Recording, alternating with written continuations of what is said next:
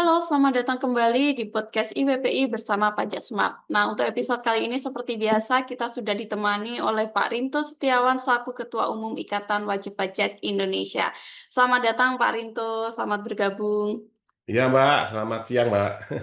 Ya, nah seperti biasa nih teman-teman, Pak Rinto akan membagikan materi ya Pak ya, terkait Ya, perpajakan di Indonesia. Nah, silakan Pak untuk materinya bisa di-share. oke Mbak. Ini materi saya kali ini adalah terkait dengan PPID lagi Mbak ya, Oke. dari Direktorat Jenderal Pajak Mbak, PPID Direktorat Jenderal Pajak. Kami menanyakan terkait dengan laporan hasil penelitian proses pembetulan dari surat ketetapan pajak. Nah, saya share dulu Mbak.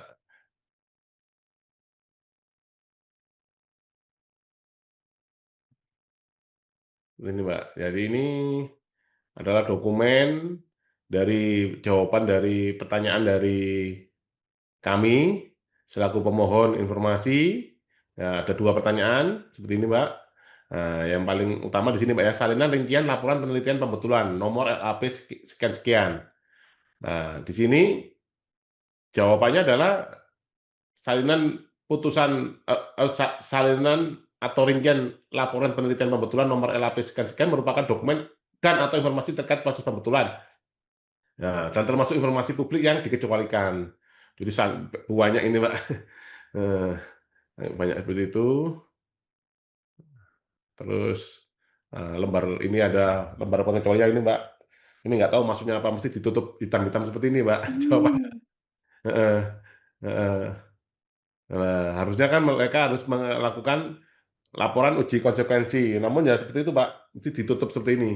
Nanti kalau di sidang di Komisi Informasi Pusat itu biasanya disuruh buka, Mbak, laporan ini uji konsekuensinya. Oke, terus ini materi kita kali ini adalah anatomi kegagalan transparansi. Mengaudit kesenjangan antara memberikan jawaban dan memenuhi hukum dalam praktik PPID, Pak ya, Pejabat Pengelola Informasi dan Dokumen, di Direktur Jenderal Pajak Kementerian Keuangan. Ini 8 Juni, ini kami selaku pemohon melakukan permohonan informasi, 26 Juni, jawaban PPID, terus kami melakukan pengajuan keberatan. Nah ini Mbak, menjawab namun belum menjawab. Kasus ini berpusat pada sebuah keberatan hukum. PPID DJP dalam hal ini Kementerian Keuangan telah memberikan tanggapan atas permohonan informasi publik. Namun analis kritis menunjukkan bahwa merespon secara administratif tidak selalu sama dengan memenuhi amanat Undang-Undang Keterbukaan Informasi Publik atau Undang-Undang KIP. Fokus presentasi ini adalah mengaudit legalitas dan substansi dari proses pengecualian informasi tersebut. Ini matriks kesenjangan. Apa yang diminta versus apa yang didapat. Ini Mbak. Permohonannya adalah mengapa frase atas nama Direktur Jenderal Pajak tidak dicantumkan mencari dasar hukum spesifik. Nah, laporan penelitian pembetulan. Yang pertama mengacu pada PMK 118, jawabannya PPID, dikecualikan total laporan penelitiannya Mbak ya. Diagnosis atau gap, kegagalan substansi, aturan umum tata naskah tidak menjawab otorisasi penghilangan frase secara spesifik. Ini kegagalan prosedural, pengecualian sapu jagat, blanket exception, ini Mbak, tanpa mempertimbangkan keterbukaan sebagian. Nah, diagnostik pertama, ilusi jawaban substantif. Publik meminta norma spesifik yang menjadi dasar diperbolehkan penghilangan frasa otorisasi. PPID memberikan pedoman tata naskah dinas umum. Menyebutkan peraturan bukanlah sebuah jawaban jika peraturan tersebut tidak mengandung klausul yang menjawab pertanyaan. Pertanyaan fundamentalnya masih tersisa. Apakah benar ada aturan yang melegalkan penghilangan frasa tersebut? Ini Mbak, diagnosis kedua, uji konsekuensi yang salah sasaran. Sebelum informasi dikecualikan, pasal 19 Undang-Undang KIP mewajibkan adanya uji konsekuensi. Ini standar umum. Filter uji konsekuensi, pengujian harus dilakukan secara khusus dan spesifik terhadap dokumen yang dimohonkan. Praktik PPID dibuat klasifikasi secara umum, melampirkan lembar pengujian konsekuensi yang bersifat umum dan massal, dan banyak yang ditutup hitam tadi, Mbak. Diagnostik 3, membongkar perisai pengecualian. Mengutip pasal-pasal pengecualian secara otomatis tidak menggugurkan hak publik. PPID gagal membuktikan korelasi spesifik. Apakah setiap laporan penelitian otomatis menjadi memorandum antar badan yang rahasia? Pasal 17 huruf I. Meskipun Undang-Undang KUP melindungi data wajib pajak, apakah hal itu membuat seluruh anatomi laporan administratif menjadi tertutup? Menyebutkan pasal belum cukup, diperlukan penjelasan mengapa dokumen tersebut memenuhi unsur pasal. Nah, ini apalagi yang dimintakan adalah dokumen wajib pajak sendiri, Mbak Aziza. Jadi itu dokumen kami sendiri, Mbak, yang kami mintakan. Ini pasal 17 Undang-Undang KUP, memorandumnya, Direktur Jenderal Pajak mesti berlindung di balik pasal 34 Undang-Undang KUP. Nah, ini pasal 44 Undang-Undang Kearsipan. Diagnostik keempat, yaitu mengabaikan keterbukaan sebagian. Jika terdapat rahasia perpajakan di dalam laporan penelitian, solusinya bukanlah menyembunyikan seluruh dokumen. Nah, seperti ini, Mbak. Nah, prinsip pemberian informasi sebagian, informasi yang dapat dibuka tetap wajib diberikan. Sementara bagian spesifik yang dikecualikan seperti data wajib pajak cukup disamarkan. Nah, atau redaksi. Seperti ini, Mbak. Ini alasannya PPID Kemenq itu mesti selalu rahasia, seperti itu, Mbak, defaultnya. Mengembalikan asas maksimum disclosure. Analisis terhadap jawaban PPID mengindikasikan adanya pergeseran paradigma dari maksimum disclosure atau keterbukaan maksimal menjadi maksimum shielding atau pelindungan maksimal. Ini yang salah, Mbak.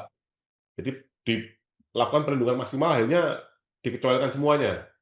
Ini, Mbak, maksimum disclosure, ini pengecualian terbatas. Ini timbangannya sangat jomplang. Informasi pada dasarnya terbuka. Pengecualian harus bersifat sangat terbatas dan ketat. Beban pembuktian, burden of proof, berada di tangan badan publik untuk menjelaskan secara konkret bagian mana yang ditutup dan alasannya. Ini, Mbak, sintetis 5 pilar keberatan hukum. Ini yang pertama adalah substansi terabaikan, jawaban tidak menyentuh pokok permohonan, uji konsekuensi pasif, pengujian bersifat umum dan bukan spesifik pada dokumen, korelasi abstrak, tidak ada penjelasan hubungan logis antara dokumen dan dasar pengecualian, sapu jagat pemberian informasi sebagian tidak dipertimbangkan, tanpa penjelasan redaksi, bagian informasi mana yang sebenarnya masih bisa dibuka, tidak pernah dirinci.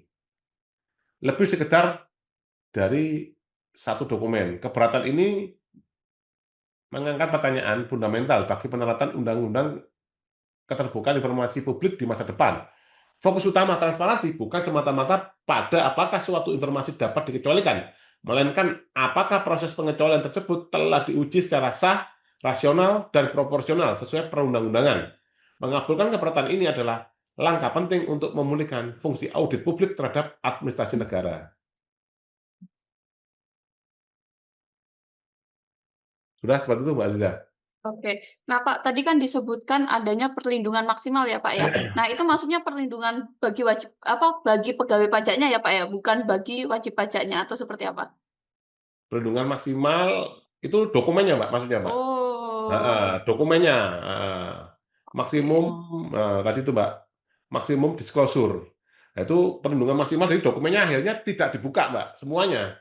Padahal Mmm, namanya dokumen, itu kan ini kan dokumennya wajib pajak sendiri, Mbak. iya. Kami diperiksa pajak, terus kami memohonkan pembetulan, kami diperiksa pajak keluarlah SKP. SKP itu dimohonkan pembetulan karena ada kesalahan.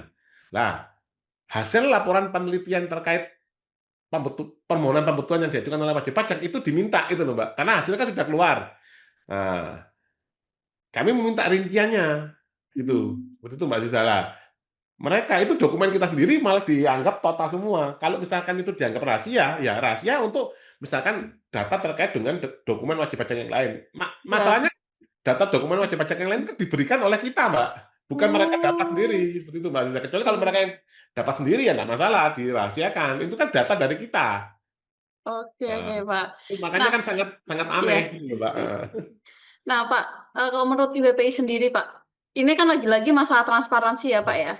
Iya betul, Kenapa Mbak. sih, Pak, transparansi perpajakan itu masih sulit diwujudkan meskipun digitalisasi itu sudah berkembang sangat pesat sekali, Pak? Ya kalau menurut saya sih karena ada salah di dalam sistem, Mbak. Jadi sepertinya ada sesuatu hal besar yang disembunyikan oleh Direktorat Jenderal Pajak, Mbak Aziza. Mungkin terkait dengan kepentingan ini, Mbak, ya, apa, pencitraan, Mbak, atau target pajak. Misalkan target pajaknya dapat dapat sedikit dibilang banyak, itu juga mungkin. Atau yang lebih sering yang kami alami, itu ya karena ini sih, Mbak, adanya banyak mafia perpajakan, Mbak Ziza. Mmm. Banyaknya mafia perpajakan yang bahkan mafia perpajakan ini bisa mengendalikan posisi puncak, Mbak. Misalkan Direktur Jenderal Pajak, bahkan Menteri Keuangan. Karena detail by detail itu Direktur Jenderal Pajak dan Menteri Keuangan pasti tidak tahu, Mbak. Gitu, Mbak. Karena terlalu banyaknya aturan perpajakan, nah ini harusnya disederhanakan, Mbak Iza. Ada berapa aturan, Pak, saat ini, Pak? Ini yang pernah terakhir dari Ikatan Wajib Pajak yang saya tanyakan, itu ada di websitenya Direktorat Jenderal Pajak, itu ada 6.150 sekian aturan, Mbak Aziza, Oh, yang ada di dalam website tersebut. Dan sebenarnya kami dari pihak IWPI itu memohonkan agar diklasifikasi seperti itu, Mbak Azia. Mana aturan yang sudah tidak berlaku, mana yang berlaku. Nah, itu mereka tidak mau, Mbak. Kita suruh lihat sendiri. Ya, akhirnya kan kami menganggap ya kita harus memahami itu semua, Mbak. Karena kan kita harus lihat semua, Mbak. Ini berlaku apa enggak kan harus kita download semua. Benar kan, Mbak? iya, Kalau kita betul kita betul. download kan kita nggak tahu, Mbak. Iya, berarti wajib Seharusnya kan pajaknya harus pinter ya, Pak, ya? ya bukan harus pintar aja, Mbak. Ini harus kerja tolol kalau menurut saya, Mbak. Lah kita kita nggak tahu, Mbak, aturan mana yang akan diterapkan itu loh, Mbak. Nah, Oke. itu karena sudah terlalu banyak permasalahan di dalam birokrasi, akhirnya sangat sulit transparansi karena ada sesuatu yang pasti yang disembunyikan, Mbak Liza. Nah, kalau terkait transparansi ini, mungkin solusi dari IBP itu seperti apa, Pak, harusnya, Pak? Ya kalau transparansi ini sebenarnya kan berkali-kali bahkan presiden di beberapa forum tolong foto videokan seperti itu, Mhm. Mbak Liza, kalau ada pejabat yang nakal. Nah, masalahnya di Iya, kantor pajak ini tidak nggak boleh boleh. foto video, terus kita adukan. Kita bahkan ada ini, Mbak, ya, ini tim kita, Mas Fungsiawan sampai datang ke lapor Mas Wapres juga nggak Mhm. digubris, Mas Reza. Jadi ya kadang itu ya omong-omong aja gitu loh, Mbak. Oke, Pak. Heeh. Baik, Pak. Terima kasih banyak, Pak, untuk episode kali ini ya, Pak, ya. Kita akan ketemu Mhm. lagi di episode berikutnya. Nah, untuk teman-teman jangan lupa untuk like, comment, share, dan juga subscribe channel ini. Dan sampai jumpa lagi. Terima kasih. Terima kasih, Oke, Pak Mbak. Rito.